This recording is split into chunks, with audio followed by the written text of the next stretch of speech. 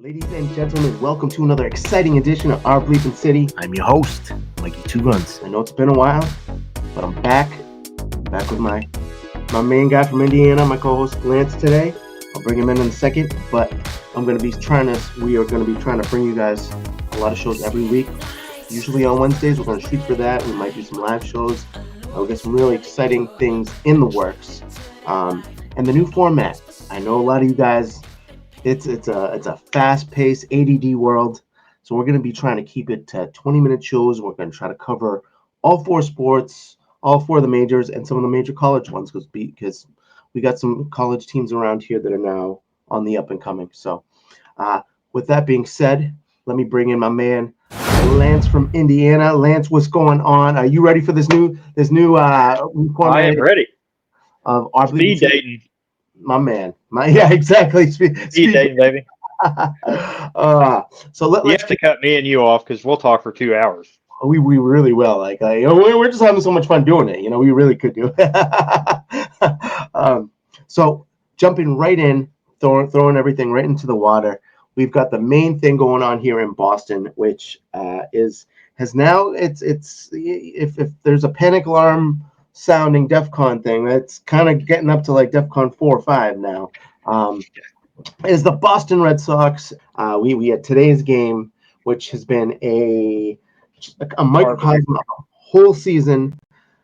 Again, losing another one-run game. It was their 5th loss in a row. They've all been in a heartbreaking fashion. Today, another extra innings loss. And there's just been like a perfect storm of factors that have really gone into to just kill this team, whether it be the Bregman injury, Casas injury, pitching woes. Lance, you looking at some of the numbers before we got on the air. What were some of the things that jumped out at you of just issues and things the Sox need to fix? Well, I mean, jumping in, obviously, just quickly, they're 2-7 in their last 9. Not obviously a skid you want to be in, but they're just having some heartbreak losses. I mean, right now they're 11-17 on the road. Today they started strong. Abreu tied up the game 3-3 in the 5th inning. Of course, he had a homer. That was his 13th of the year. Devers came through, driving in 2 runs, 5, with a single, took it to 5-3 to Boston, but then heartbreak from there. I mean, errors, Ballo on the mound, that's a big issue I'm seeing. He's not making it past 4 innings. You're getting about 4.1 innings out of him. He gave up 3 runs on 5 hits today, including a solo home run to Jackson. In the 6th, the Red Sox, that error in the 6th, that's really crucial, man. Allowed a run, that made it 5-4. Red Sox still had the lead, but then the 7, Milwaukee capitalized with the 2-run double off Corey Durbin. Took it to 6-5 Brewers, and I mean, the rest from there. I mean, they're just losing these close games, man. Some of it's mental error. Self-inflicted. They have some injuries like you talked about. You'd like to see the team get healthy. But, biggest thing, too, with Bello in the month of May right now, I think he's up to like 4.44 ERA. So, I mean, he's struggling. To the 5th inning. And it's killing the bullpen. Like, their bullpen is taxed like crazy. And they've only got, the Red Sox alone, they have 13 runs in their last 4 games. You got to get the bats going. Offense, and it's weird because you go back quickly. If you go back when they put up 19 runs on the Orioles. Just the last like a week ago, right? 7 games ago. Yeah. Where has that been? I mean, that was an offensive explosion that game. Like and since, they had 6 runs one time, which was the next game, and they did beat the Orioles again. But ever since, it's been like 1 run, 2 runs. Like it just the bats aren't staying active. It's killing us not having Bregman. He was pretty much our aside from Devers now, who's been one of the few hot players. He was our. And Bregman's still dealing with that quad strain as far as the last update I've heard. So that's going to be out for a while. That rhythm has really kind of hurt you all. I feel like, of course, Bello struggles. Now Bello's 2-1. It's not like he has a horrible record or anything, but his last win was April 27th. Yeah. I mean, you got to get that confidence up with him. He's not. I think it's a confidence thing. Yeah. I really do. I think he's lost it. Agreed. He's an emotional pitcher, and it's right now his head's not in a great space. One of the last things that I know a lot of Sox fans are looking to for potential hope is we have the number one prospect in all of minor league baseball, the guy named Roman Anthony. Is now finally the time they call him up? Like if there wasn't a more desperate time than now, I don't know what would Spark. be. You need a spark. I Yeah, would so bring him up. I Call me would crazy. I would have done it last week. agreed. I agree 100%. Like I would have done it. Trevor Story has not been able to. He couldn't hit an ocean if he threw a basketball to it. No. It would get blown away by wind or something. The guy has been just a nightmare.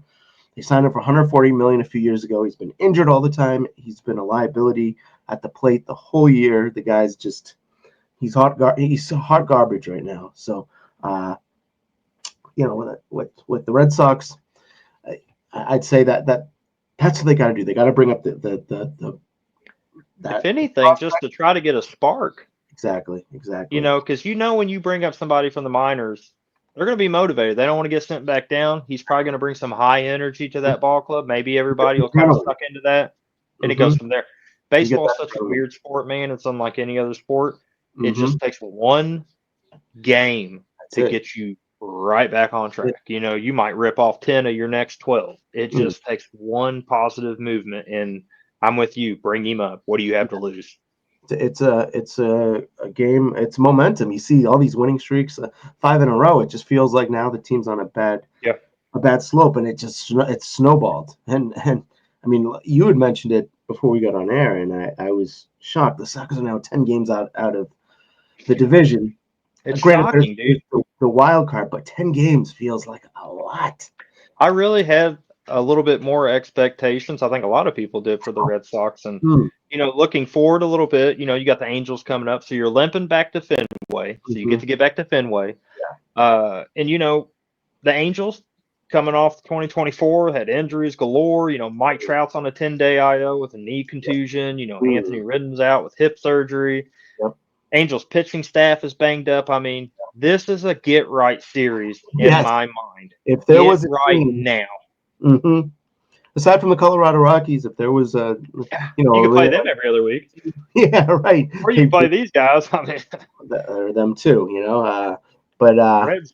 If there was a team that should be kind of there for the taking, you would think it would be a team like the Angels, who are on paper they're not that strong. Granted, they're right there with the Sox. They're actually doing a little better, but I really think the Angels and their lineup being kind of thin right now, this is a get right series, and I fully expect the Red Sox to win the majority of the series. I think they get right, and I look for them to bring him up. I think they're going to bring up the just to give it a spark. I mean, like I said, you got to try something. If you don't try something, then if you're not willing to make a change, then expect the same outcome. That's it. The definition of insanity right there. All right, so Red Sox. That's the big news there. Maybe Anthony comes up. Moving along. Let's hit the NBA because we got unfortunately the Celtics are out. It was season ended unexpectedly with injuries and all that. Just crazy things that happened in the New York series, or we blew those first 2 games at home.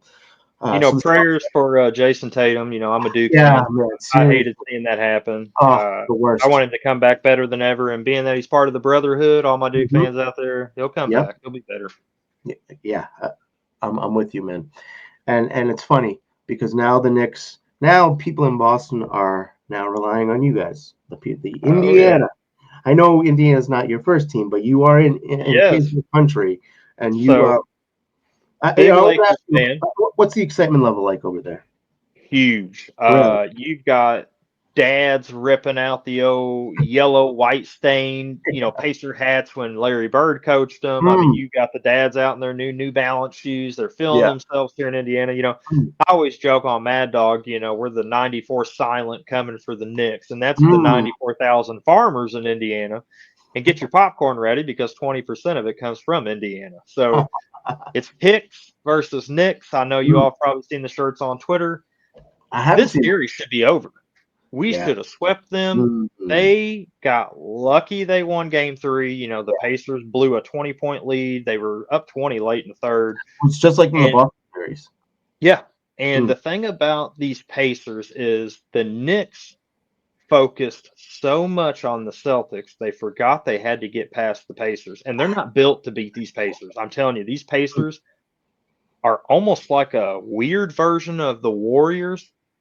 And It's remember almost, how good the Warriors used to flip that ball around with yeah. Kerr and how they just always play? Watch the Pacers, man. They share it well. You don't have to have one guy go off for 50 a night. Pascal Siakam's been a savior at times. Naismith's been a savior. Tyrese Halliburton, Yeah. he's the heart of the team. Right. He's the Magic Johnson of that team. But wow, talk about game 4. Mm. So there's only 3 players in the history of the postseason that's done this stat line. That's going for at least 30 points, 10 rebounds, and 15 assists. Yeah. And that list is only 3 guys. It's Oscar Robinson, Mm. Nikolai Jokic, and Interesting. Tyrese Halliburton. But there's only one of those that did it without a single turnover, and that's Tyrese Halliburton. Players rated him the most overrated player coming into this season, and I hope every one of them feel like crap for doing that because you motivated him. Mm. This Pacers team is scary because they, like I said, they play like a team. But I'm not going to lie, the anxiety of thinking about OKC's got me a little worried because, man, are they playing out of their mind. As Boston fans, we don't care about that. Just beat the Knicks. Just beat the Knicks. Beat the Knicks. You know, it's funny, though, because the Knicks, well, I was saying this even before the Indiana series, you shouldn't have been throwing parades after beating us in the second round. They thought that was their championship, man. That's it. I mean, like, they act like you've been there before. At least I know you. I know. Really, they. It's been a while for them. And it's crazy. 25 years since the Knicks have done anything. Like since they into this round. Like, yeah. What are y'all doing? Like you said, act like you've done something. You know, I love every minute of what's happening right now because Indiana, where I'm from, you know, we're considered a boring state. Nobody likes us. You know, we're this and that. We're just beating them up right now. Yeah. I love it. I love watching the Knicks just crumble. And Spike Lee and all their A-list fans there, you know. Pat McAfee giving the WWE promo code. I mean, come to Indiana, baby. We had stars. We had Jelly Roll here. We had Terry Crews here. I mean, really? Great stars came to Indiana, man. You got Caitlin Clark in Indiana. I mean, it's fun times in Indiana right now, dude. It really is. You know, happy to see these Pacers doing it. But man, they really could have swept the Knicks. How crazy is that? I mean, they didn't, but they could have, man. They were right there. You want to know what's crazy is this series has been a carbon copy of what happened in the Boston series. Yes. Where the Knicks beat us at home the first 2 games. Boston goes to New York, wins game 3. Boston then loses game 4 for the 3-1. Kind of eerie. It's weird, isn't it? This whole I think Boston something else has infiltrated, man. I feel it. You guys are huge Pacer fans right now, and we love it. We want all y'all to come over. I mean, you know, let's face it. I'm a Lakers fan at heart, but my Lakers are out. I live in Indiana. Of course, I want Indiana to do good, man. I mean, I'm not jumping on the bandwagon. I'm going to cheer for them over the Knicks any day. I can't stand the New York Knicks. The Knicks fans are just the worst. The worst. I mean, I'd go hang out in Boston before I'd ever hang out in New York. I'll tell you that right now.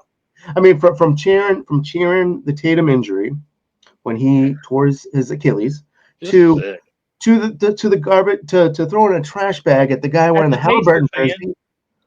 Like, I mean, they're awful people. They are. Could there be a more dislikable fan base? I think it's pretty much the world is rooting for Indiana right now, and man, I'm praying it just gets closed out tomorrow. But I really think it gets closed out. I think the Knicks are just they see the hole they're in, and there's no climbing out of it. And I'll put it like this: I'm gonna knock on wood. I hope I don't jinx the Pacers, but I don't see either of these teams winning 3 straight games against each other. I mean, what the Knicks would have to do to win this series, they're not going to beat the Pacers 3 straight times. No way. I mean, the Pacers got too much firepower. The percentages, too, I said they have like less than a 5% chance. Which, I mean, that I don't see Michael Jordan coming out of that locker room. So no. I don't see Kobe coming out, so it's over. No, you might need both of them too to come back. I had the Wolves winning in 6. I thought this would be the Anthony Edwards coming out party. Yeah. Boy, was I wrong. Put some respect on Shea Gilgeous. Yeah. Alexander, I did not. Everybody likes to joke about the free throw merchant thing. Yeah, right. There's a little truth in that. I mean, I'm not hating on the guy. There is some truth to that. I 100%. see some of the most ticky-tack fouls that he gets. But on the flip side, if you're a Shea fan, and, Adam Shine likes to talk about this, quit fouling him. Or is it just that he's very good at knowing how to work the defenders, putting his body in spots? And I don't doubt that, but let's quit blowing the whistle as much. Let him play a little bit. If Tatum got those calls, he'd be putting up Jordan. Oh, my goodness. It's just consistency. There's no consistency. And then the guys that have the favorable whistle then just seek out that contact, and they play for the foul, not trying to make the shot. Yeah, that's him.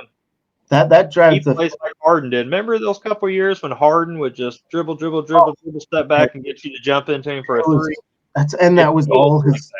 That's all he cared about was getting the foul, drawing the foul, and flopping, which is what. And Brunson does that stuff too. I can't stand that Brunson does that. It's infuriating watching him.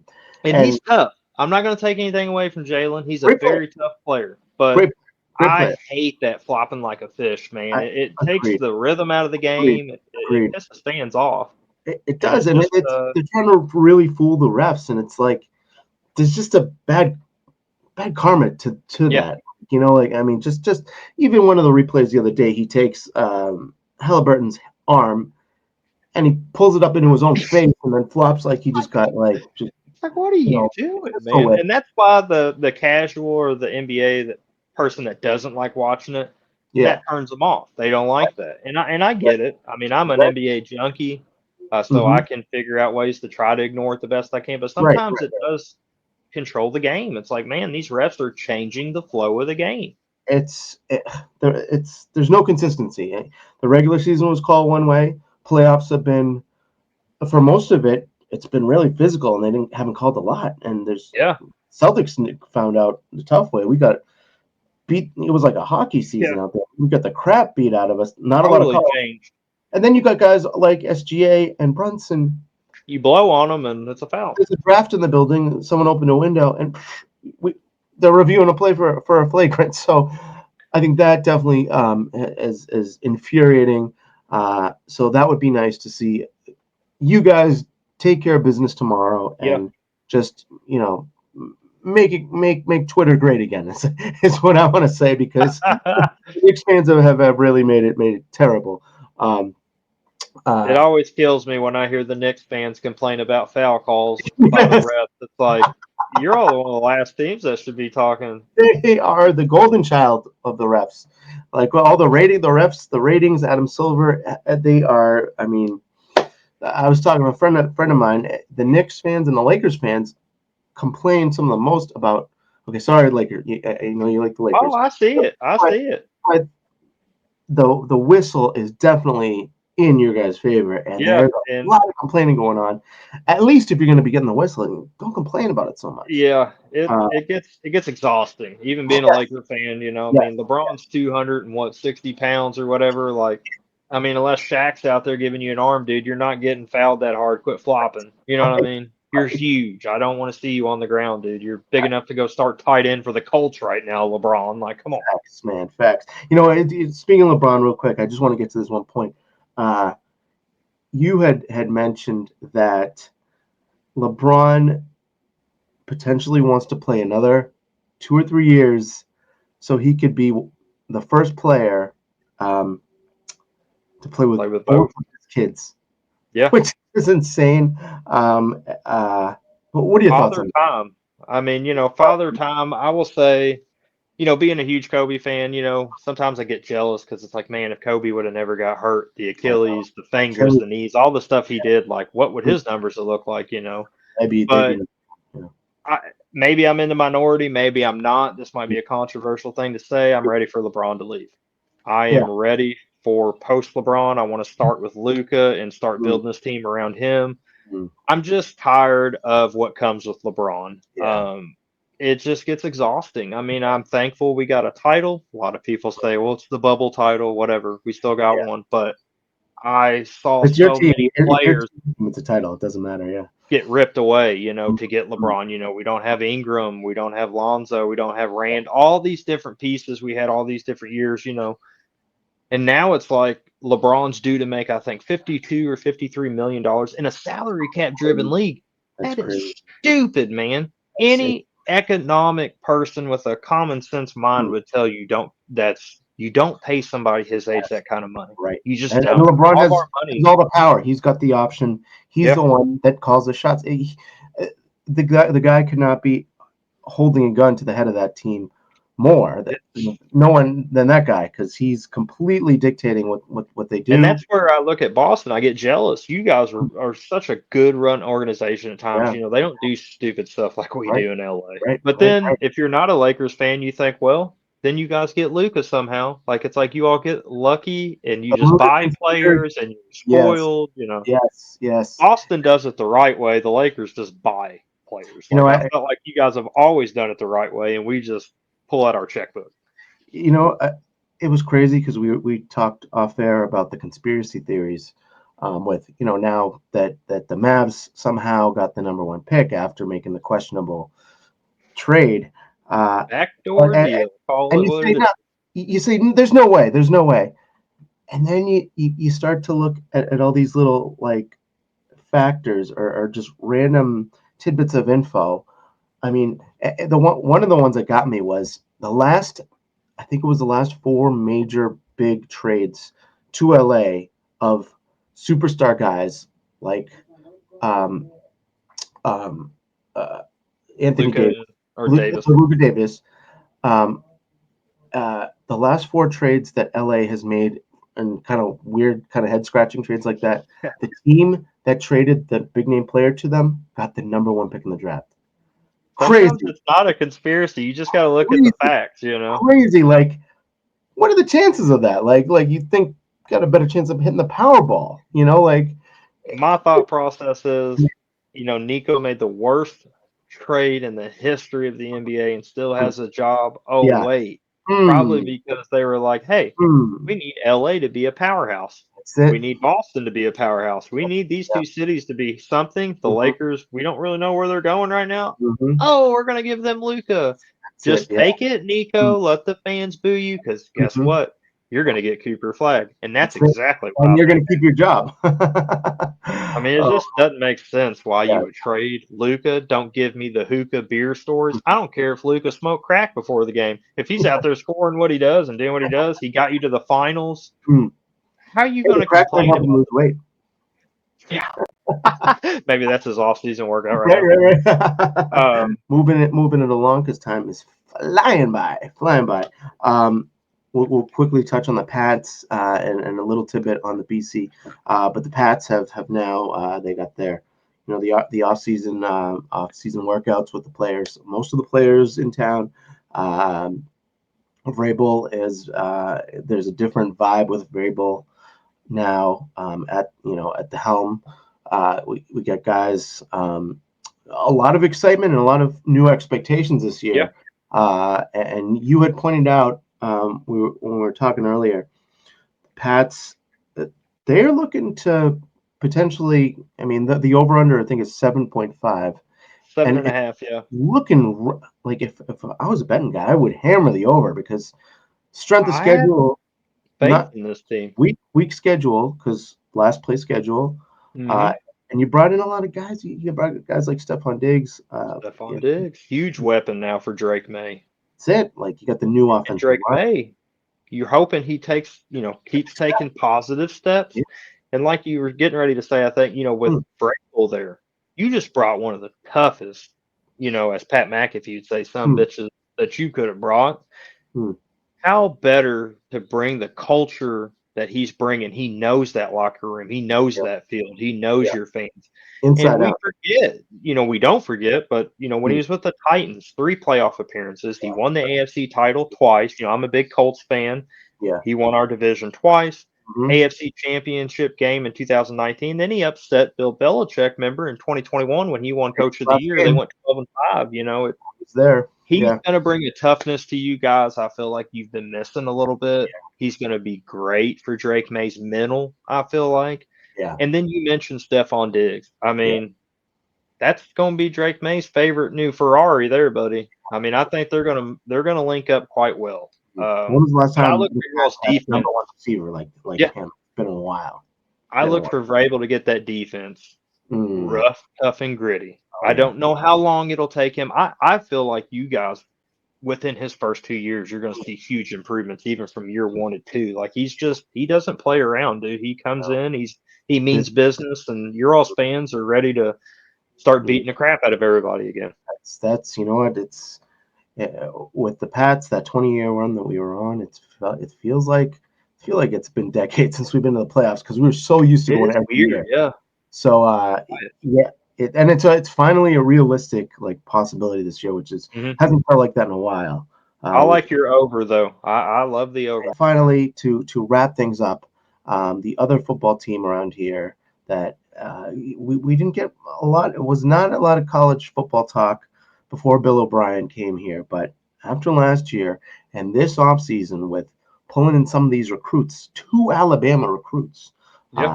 Really, I mean, when did BC ever get guys that went to Alabama? Right? It's been almost maybe never or a long time since BC has had that type of draw.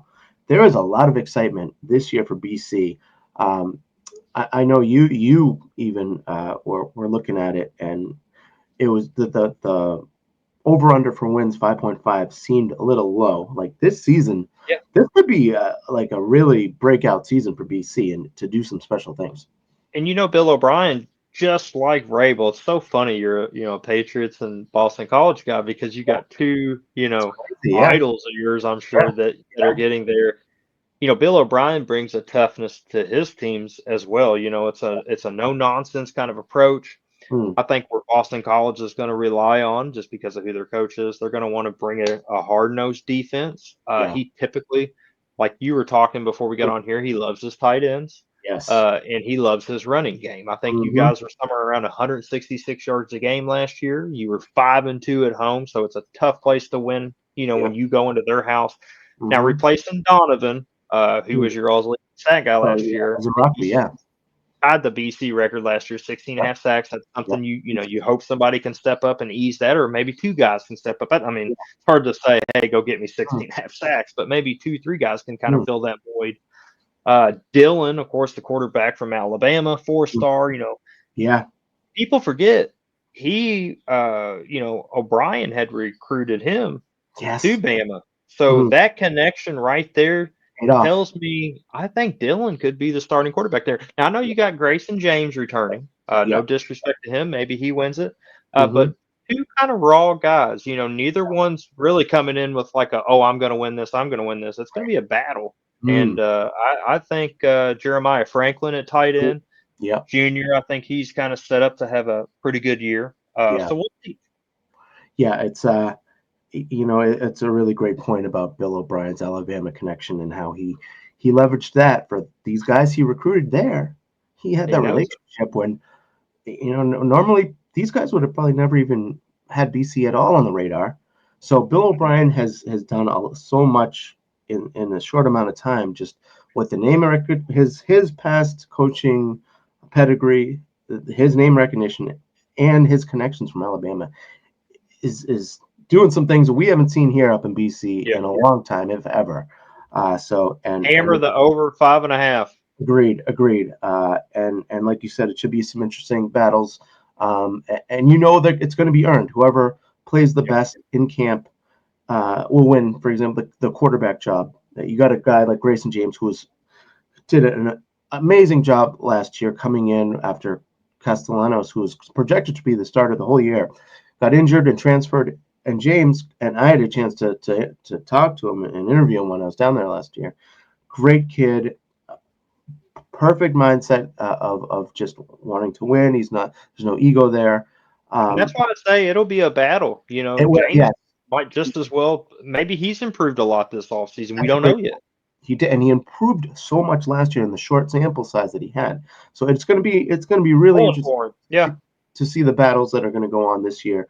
And for the first time in a long time, the BC season tickets sold out within minutes. Wow. You couldn't even get them. Like and past years, you couldn't even give away a seat. So Yeah. it's going to be a lot of excitement this The year. positive change is coming. You just see it with O'Brien. That's it. It's going to be nice to have college football around here because we haven't.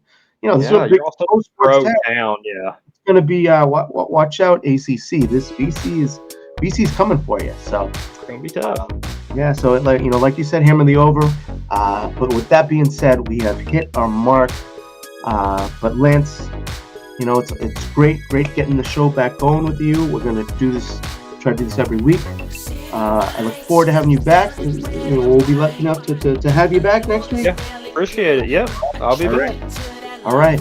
Well, for Our Bleepin City, we appreciate you. Don't forget to like, subscribe, share with your friends, repost on Twitter, whatever platforms you use. We appreciate you. And how do I block that part out of this? We appreciate you, and we will see you next week right here on Our Bleepin City.